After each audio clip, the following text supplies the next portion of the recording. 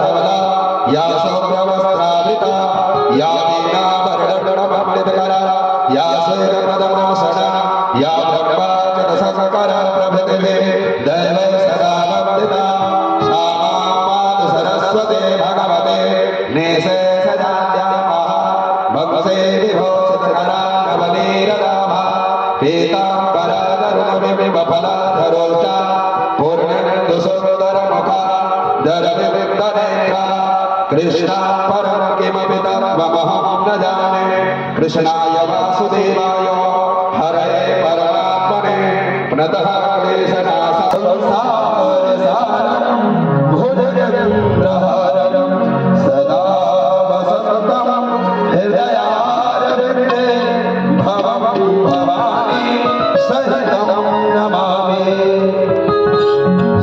श्री भागवत भगवान की है आरती, पापियों को पाप से है तारती। श्री भागवत भगवान की है आरती, पापियों को पाप से है तारती। अमर मुक्ति मुक्ति मुक्ति पंचम वेद जाना नवदूत जगाने वाला। अमर मुक्ति मुक्ति मुक्ति पंचम वेद जाना हरे राम यही हरे राम यही हरे राम यही हरे राम यही प्रभु की महिमा की आरती। पापियों को पाप से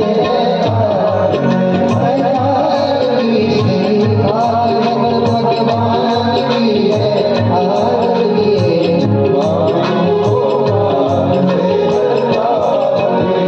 शांति की पावन मुनि पापों मिटाने वाला, हरि दर्श कराने वाला। शांति की पावन मुनि पापों मिटाने वाला, यह सुख हरणी यह दुख हरणी यह दुख हरणी यह दुख हरणी श्री मधुसूदन की आरती। पापियों पाप से है तारती। श्री भागवत भगवान की है आरती। पापियों पाप से है तारती। हे मधुर बोल जगत मुक्त बोल सन्मान दिखाने वाला, बिगड़ी को बनाने वाला। हे मधुर बोल जगत मुक्त बोल सन्मान दिखाने वाला, बिगड़ी को बनाने वाला। श्री राम यही घनश्याम यही श्री राम यही घनश्याम यही प्रभु की महिमा की आरती। पापियों पाप से है तारती। भागवत भगवान की है आरती। पापियों पाप से है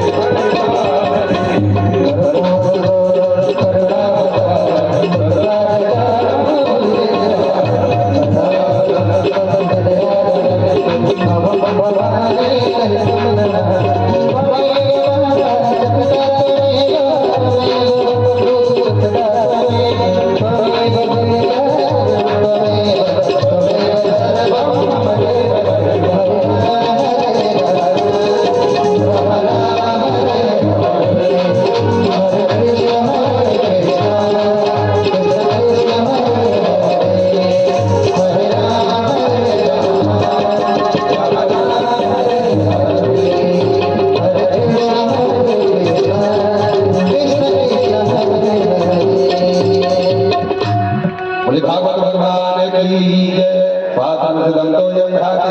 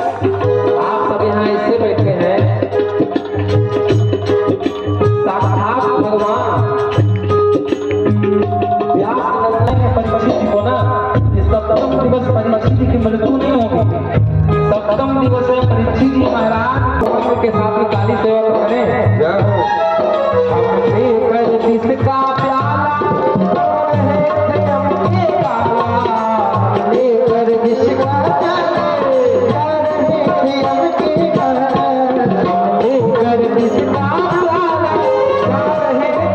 हमके काला। भाग ताने वाले भाग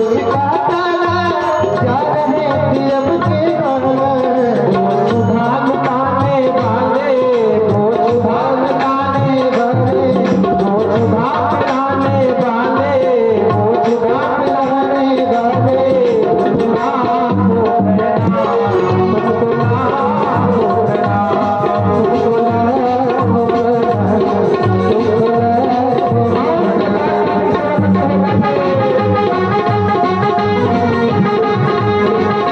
वाले भाग ताने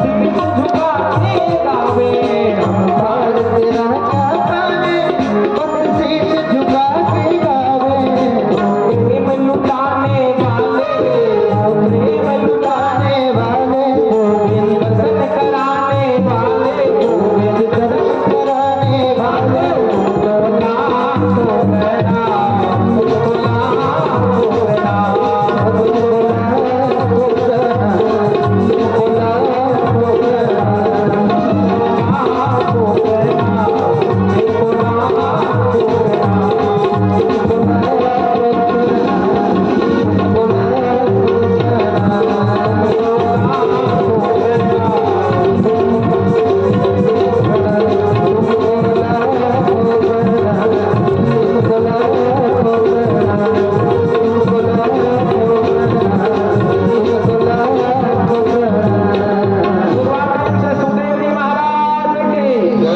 वाले पीछे वाले भक्त भी ताली उठाकर जयकारा लगाएंगे। एक बार प्रेम से सुखदेव जी महाराज की। बंधुओं सुखदेव जी महाराज वे वही है आज बिना बुलाए परीक्षित की सभा में आए और बंधुओं परीक्षित जी महाराज उनके चरणों में गिर करके प्रणाम करके कहते हैं कि हे भगवान, हे सुखदेव जी महाराज। ये बंधुओं वही सुखदेव जी महाराज हैं जो बिना बुलाए किसी के दरवाजे पर आज तक नहीं गए। जितनी देर में गौ दूही जाती है ना, उतनी देर तक किसी के दरवाजे पर रहते। अगर कोई भिक्षा में मिल जाता तो ग्रहण कर लेते, नहीं तो आगे बढ़ जाते। ऐसे दिगंबरम भक्त विनय केशव श्री सुखदेव जी महाराज परीक्षित जी की सभा में उपस्थित हुए। सुखदेव परीक्षित जी महाराज अपने भाग की सराहना कर रहे हैं कि हे गुरुदेव, मैं एक अपराधी छत्री, लेकिन फिर भी आप कितनी बड़ी कृपा किए। मैंने संतों का अपमान किया। मैं तो यह चाह रहा था कि मेरा जीवन अभी तत्काल नष्ट हो जाए, लेकिन हे गुरुदेव, हे भगवान स्वरूप सुखदेव जी महाराज, आप दर्शन देकर के हमें धन के। बंधुओं जितने ऋषिगण बैठे थे इनको प्रशंसा से देना देना नहीं है। अपना प्रश्न सामने रखो, नहीं तो उठ के चल देंगे। बंधुओं परीक्षित जी महाराज का सुंदर प्रश्न क्या बोले सुखदेव जी से, अतः परीक्षामि संसिद्धिं योगिनां परमं गुरुं पुरुषस्य यत् कार्यं म्रियमाणस्य सर्वथा। म्रियमाणस्य सर्वथा, शीघ्र मरने वाले व्यक्ति का मुक्ति का उपाय क्या है। बंधुओं कितना सुंदर प्रश्न है, इतना सुंदर प्रश्न है। ये प्रश्न अपने लिए नहीं किए, ये कह सकते थे कि मैं महाराज साथ में मरने का श्राप लगा है, आप कोई उपाय बताइए, लेकिन नहीं, हमारे और आपके लिए प्रश्न किए। बंधुओं हमारे और आपके पास में कितना दिन है, रवि सोम मंगल बुध गुरु शुक्र शनि, ये 7 दिन में हमारा किसी न किसी दिन हमारी मृत्यु हो जाएगी। तो क्या पता है कि कल हम जीवित रहेंगे कि नहीं। तो शीघ्र मरने वाला व्यक्ति का मुक्ति का उपाय क्या है। इतना सुनते ही महाराज बंधुओं परीक्षित सुखदेव जी महाराज गदगद हो गए और स्तुति कीर्तन सब करना भूल गए और सीधा प्रश्न का उत्तर देना प्रारंभ किए। क्या कहते हैं, बरियाने सते प्रश्न कृतो लोकहितं नृप आत्मवित् सम्मतः पुंसां श्रोतव्यादिषु यः परः। हे राजन, कि तुम्हारा प्रश्न लोकहित के लिए किया गया है। ऐसे प्रश्न का बड़े बड़े ऋषि महात्मा ज्ञानी अमलात्मा भी आदर करते हैं। तुम क्या प्रश्न किए? इस सिद्ध मरने वाले व्यक्ति का मुक्ति का उपाय।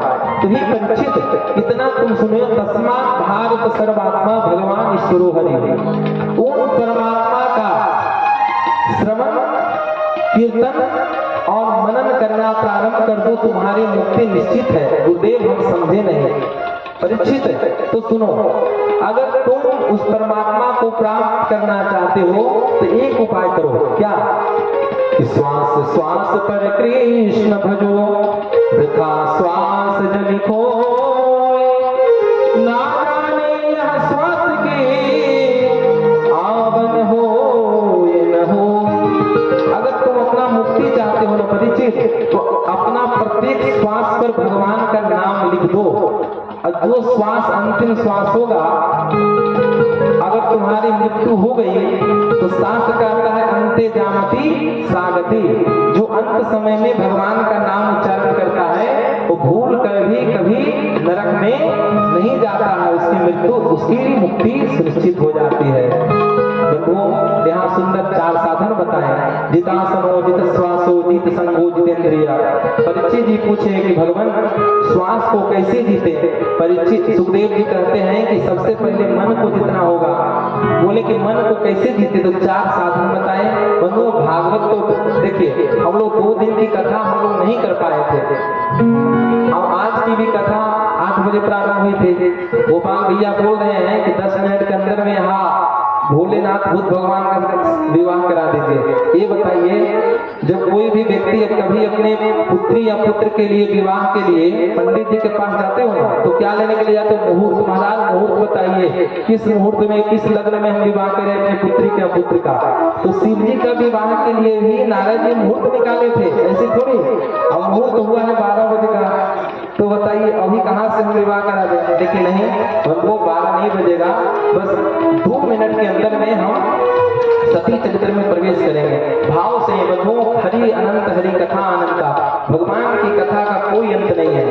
ये बंधुओं कथा तो सागर की जैसा, जितना सुना उतना ही कम पड़ जाता है। और बंधुओं वास्तव में व्यासपीठ की ऐसी महिमा है। और आज गोविंद की कुछ विशेष कृपा, आज ठाकुर जी की विश्वकर्मा जी की माइक पे ले दे के ठीक चल रहा है, कम से कम बोलने में सुख मिल रहा है। देवी गोविंद की कृपा। 2 दिन ऐसा प्रभाव रहा, माइक के भी कारण हम लोग थोड़ा सा मन में खीन हम लोग को लगा कि देखो 2 दिन की कथा ऐसे ही निपट गया और 5 दिन बचा। वो भगवान से प्रार्थना कर रहा था कि प्रभु आज लाज रख लेना, कम से कम धूप चरित्र तक कथा है, कम लोगों को अच्छा तो लगे। बंधु हम यहाँ किस लिए आए हैं? इसलिए कि जो हम कथा आपको सुना है। बंधु आप हम एक सत्य बात बता रहे हैं। व्यासपीठ एक ऐसा पीठ है, यहाँ बैठने के बाद में दुनिया का सारा विकार व्यास भूल जाता है। वो सिर्फ एक ही चीज, यहाँ धन पैसा रुपया इज्जत प्रतिष्ठा कुछ नहीं दिखता, सिर्फ एक वस्तु दिखती है। क्या? कि हम अपने श्रोताओं को कितना सुंदर ढंग से समझा सके। और हमारे वाणी के माध्यम से अगर 500 की संख्या में अगर बंधुओं 5 लोग भी सुधर गए ना, तो हमारी कथा, हमारा कहना सार्थक हो गया और आपका सुनना सार्थक हो गया। ये बंधुओं ये जीवन का लक्ष्य है। ये बताइए, मैं अगर 12 बजे तक अगर बोलूंगा तो मैं ही तो थकूंगा ना। अगर मैं 4-5 घंटे बैठूंगा तो कौन थकेगा? मैं थकूंगा। तो हमें भी तो आपको तो सिर्फ बैठना पड़ रहा है, मुझे तो बोलना भी पड़ रहा है। लेकिन फिर भी कथा क्या है कि अभी आज ही में कह रहे थे शिव भैया जो हमारे और प्ले कर रहे हैं कि महाराज जी कथा कैसे होगी? हम एक ही दिन में नाम संकीर्तन मनुष्य कर देंगे और क्या, एक ही दिन में कथा विश्राम। हम वो नाम लेकर के आगे बढ़ जाएगा। ऐसे ही करते हैं प्राय, क्योंकि कथा तो बहुत विस्तार है। लेकिन फिर भी हम चाहते हैं कि आप लोगों को ज्यादा से ज्यादा कथा सुनाओ। क्यों? क्योंकि कथा ही वो वस्तु है, कथा ही वो चीज है जिसके माध्यम से आपके जीवन से सारी व्यथा नष्ट हो जाएगी, सारी समस्या आपका खत्म हो जाएगा कथा के माध्यम से। तो श्री सुखदेव जी महाराज कहते हैं, जो मनुष्य चाहता है अपने मन को बस में करना। आज देखिए विद्यार्थियों से महाराज पढ़ाई में मन नहीं लगता, किसान से कहिए महाराज खेती में मन नहीं लगता, धन कमाने वाले वाले व्यापारियों से पूछिए महाराज व्यापार करने में मन नहीं लगता, तो मन को जीतने का 4 साधन सुखदेव जी महाराज बताए हैं, इसको श्रवण करें। जितासनो जितश्वासो जितसंगो जितेंद्रिय स्थूले भगवतो रूपे मना संहार एतिया। जो व्यक्ति अपने मन को जितना चाहता है वो सबसे पहले आसन को जीते, एक आसन में ज्यादा से ज्यादा देर तक बैठने की आदत डाले। बंधु अभी आप बैठे हो ना, आपका मन कई लोग कह रहा होगा सुन तो लिए महाराज जी आधा घंटा और सुनाएंगे, इतना बोल ही रहे हैं, आधा पौन घंटा और करेंगे, चलो चलते हैं। क्यों? आपका मन बोला आप उठ के चल दिए। मन ही राम तो चाहते हैं कि कथा वथा मत सुनो, बढ़िया चाय पियो, कॉफी पियो, पिक्चर देखो, आनंद लो। ये मनी राम जी चाहते हैं कि संसार में आप फंसे, लेकिन मन का विपरीत काम करना है। कैसे? संयम के माध्यम से। नहीं, मैं कथा जब तक पूर्ण नहीं होगा तब तक नहीं जाऊंगा, क्योंकि बंधु यही मनुष्य जीवन का धर्म है। तो जितना सुनो, एक आसन में ज्यादा से ज्यादा देर तक बैठने की आदत डालो। जितना दूसरा जितना सुनो जितना श्वासो, प्राणायाम के माध्यम से श्वासों को जीतो, इससे आपके शरीर में कोई बीमारी नहीं होगी। तीसरा जित संगो, अच्छे लोगों का संग करो, दुष्टों को संग करोगे तो दुष्संगति में फंस जाओगे, अच्छे लोगों का संग करोगे तो आप सत्संग में फंस जाओगे, आपका जीवन धन्य हो जाएगा। अच्छे लोगों का संग करो। जितेंद्रिय, अपने इंद्रियों को जीतो संयम के माध्यम से। आप चाहते हैं सुंदर दृश्य देखना, आपको ऐसा करो कि 1 घंटा के लिए कोई सुंदर व्यक्ति को सामने खड़ा कर दो और देखते रहो इसको, अगले घंटा फिर कहेगा और देखना है। जैसे जीवा चाहती है रसगुल्ला खाना, रबड़ी खाना, एक दिन 2 किलो रबड़ी खिला दो, अगले दिन फिर कहेंगे फिर अगर मिल जाता तो और अच्छा होता। यानी जीवा अपनी ओर भग रहा है, आंख अपनी ओर भग रहा है, कान दूसरी ओर भग रहा है। यानी इंद्रियों को हम तृप्त नहीं कर सकते। कैसे कर सकते हैं? संयम के माध्यम से, अपने ऊपर अनुशासन के माध्यम से हम इंद्रियों को बस में कर सकते हैं। श्री सुखदेव जी महाराज कहते हैं बंधुओं, चतुश्लोकी भागवत का उपदेश दिए 10 प्रकार के जो लक्षण हैं भागवत का, अत्र सर्गो विसर्गश्च स्थान पोषण मंत्र मनमंत्रे सानुगतो निरोधो मुक्ति आश्रय, 10 प्रकार के लक्षण का वर्णन किए। बंधुओं कैसे भगवान श्री कृष्ण भगवान जाकर के विदुर जी के घर में केले का छिलके को बंधुओं ग्रहण किए, ये कथा सुनाए। आज सरस्वती नदी के किनारे उद्धव जी और विदुर जी की मुलाकात हुई। उद्धव जी कहते हैं कि हे विदुर तुम धन्य हो, विदुर जी कहते हैं कि हे उद्धव तुम धन्य हो। एक दूसरे को धन्य बता रहे हैं, लेकिन कहते हैं कि हे उद्धव जी तुम तो भगवान के साथ साथ रहे ना, हम तो भगवान से दूर रहे। लेकिन बंधुओं भगवान से उद्धव जी पूछे कि हे भगवान आपको द्वापर युग, आपको 24 अवतार में सबसे सुंदर भोग कहाँ लगा?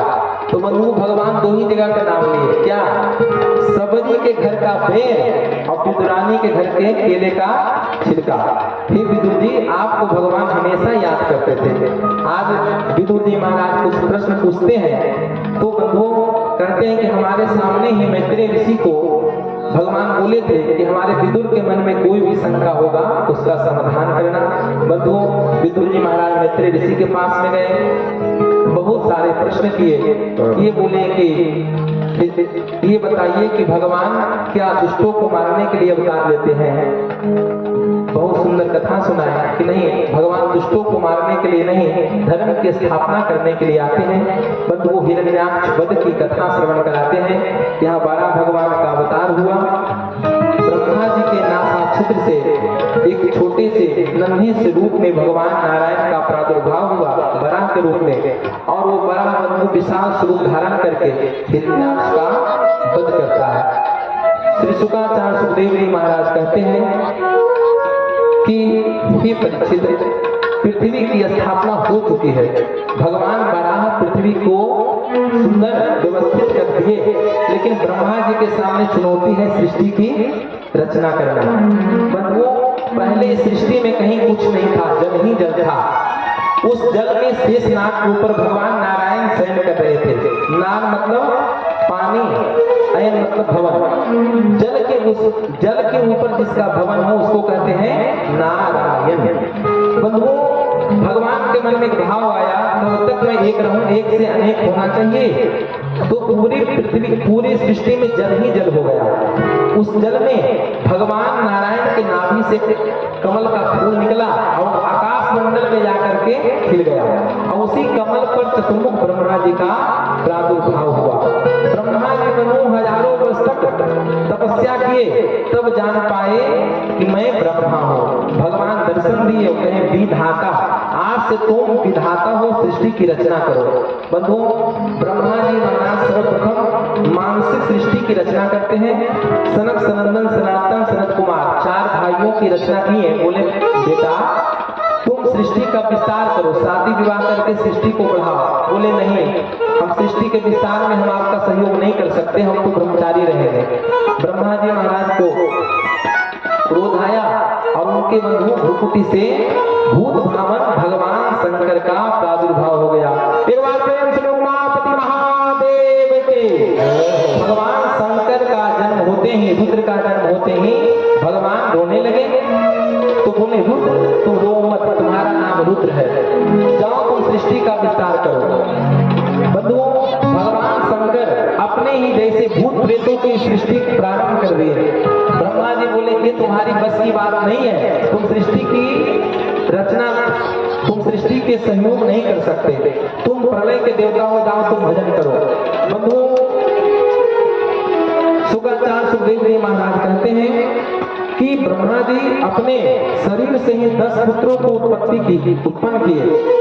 मरीचि, अत्रि, अंगिरा, पुलह, क्रतु, भृगु, वशिष्ठ, दक्ष और नारद। अपनी वाणी से सरस्वती, ब्रह्मा जी की वाणी से भगवती सरस्वती का प्रादुर्भाव हुआ। छाया से कर्दम ऋषि का प्रादुर्भाव हुआ।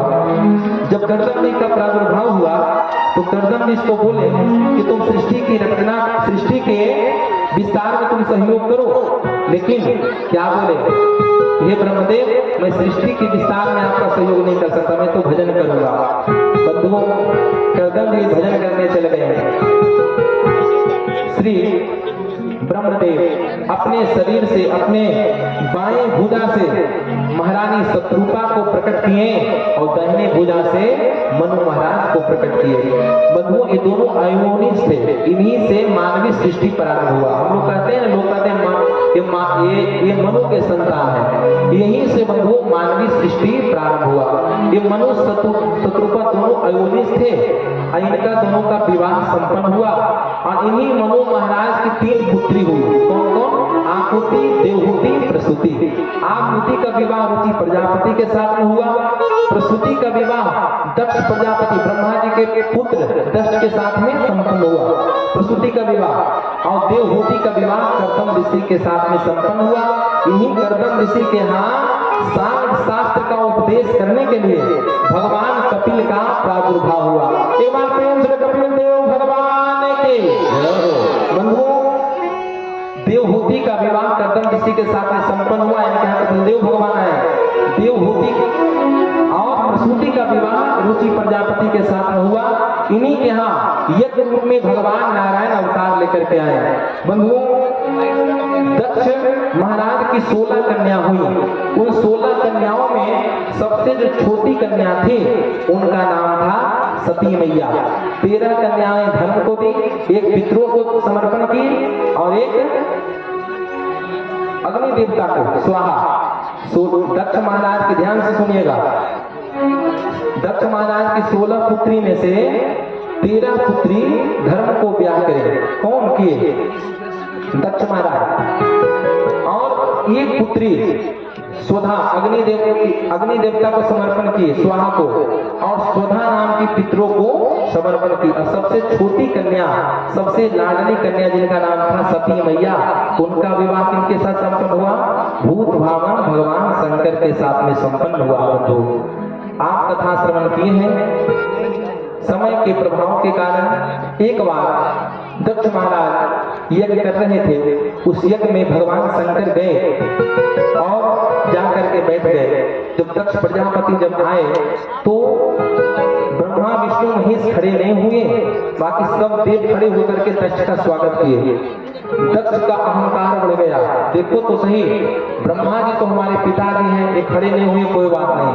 भगवान नारायण हमारे आराध्य हैं, भगवान नारायण हमारे आराध्य हैं। एक बार प्रेम से वृंदावन बिहारी लाल की। बंधुओं,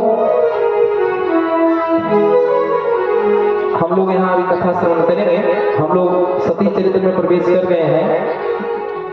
शीघ्राति सिद्ध कथा करने से कथा में तो जानते ही हैं, कथा एक धारा प्रभाव बहता है और सती चरित्र में ही हम लोग प्रवेश कर चुके हैं। तो आप श्रवण करें, बस 2 मिनट में हम सती चरित्र यहाँ दर्शन कराएंगे आपको। शिव जी का विवाह का बड़ा ही सुंदर भूमिका बंधु तैयार करना पड़ता है, नहीं तो मैं इतना बोल दूंगा शिव जी का विवाह हुआ, आइए भूत प्रेतों के साथ में नृत्य हो, गाना हो, बढ़िया आप लोग भी नाचेंगे, कूदेंगे, आरती करेंगे, चले जाएंगे। लेकिन कथा की जो मर्यादा होती है, लेकिन कथा जरूरी नहीं है कि हम 4 घंटा बैठ कर हम थकेंगे, तो उसका प्रभाव होता है, उसको भी आप समझे। बोले वृंदावन बिहारी लाल की। बंधु दक्ष को बहुत बुरा लगा कि देखो तो शंकर ये हमारा दामाद होकर के हमारी सभा में बैठा रहा, खड़ा नहीं हुआ। बहुत कुछ बंधुओं बुरा भला कहा, लेकिन बंधुओं ऐसा ऐसा शब्द की कहा, शास्त्र कहता है कि जो शिव जी का निंदा करता हो ना, अगर समर्थ हो उसे जीवा को काट डालो, अगर समर्थवान नहीं हो तो वहां से सीधा कान बंद करके वहां से निकल जाओ। बहुत बुरा भला कहा भगवान शंकर को, लेकिन भगवान शंकर बंधुओं कुछ नहीं किए, वहां से उठे धीरे से चल दिए। नंदीश्वर को जब पता चला, नंदीश्वर श्राप दिए कि हे दक्ष, जिस मुख से तुम हमारे भोलेनाथ का तुम अपमान किए हो ना, ये मुख तुम्हारे पकड़े का मुख हो जाएगा।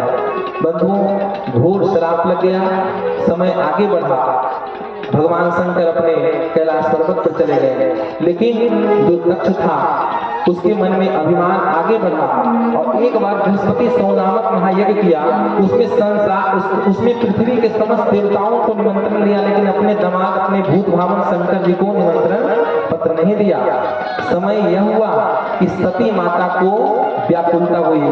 जब स्वाभाविक है पिता के घर को यज्ञ होता है तो पुत्री जाना चाहती है, लेकिन भगवान शंकर समझाए कि हे देवी, बिना बुलाए किसी यज्ञ में जाना नहीं चाहिए। लेकिन सती मैया कहती है पिता के घर, गुरु के घर और मित्र के घर बिना बुलाए भी जा सकते हैं। कथा बंधुओं श्रवण किए हैं। सती मैया गई कहा, दक्ष प्रजापति के यज्ञ में परिणाम क्या हुआ कि परिणाम यह हुआ कि अपने पतिदेव के अपमान को सहन न कर पाई। जब देखी कि सारे देवताओं को उस यज्ञ में भाग मिला है, अधिकार मिला है, लेकिन हमारे पतिदेव का कोई अधिकार नहीं मिला।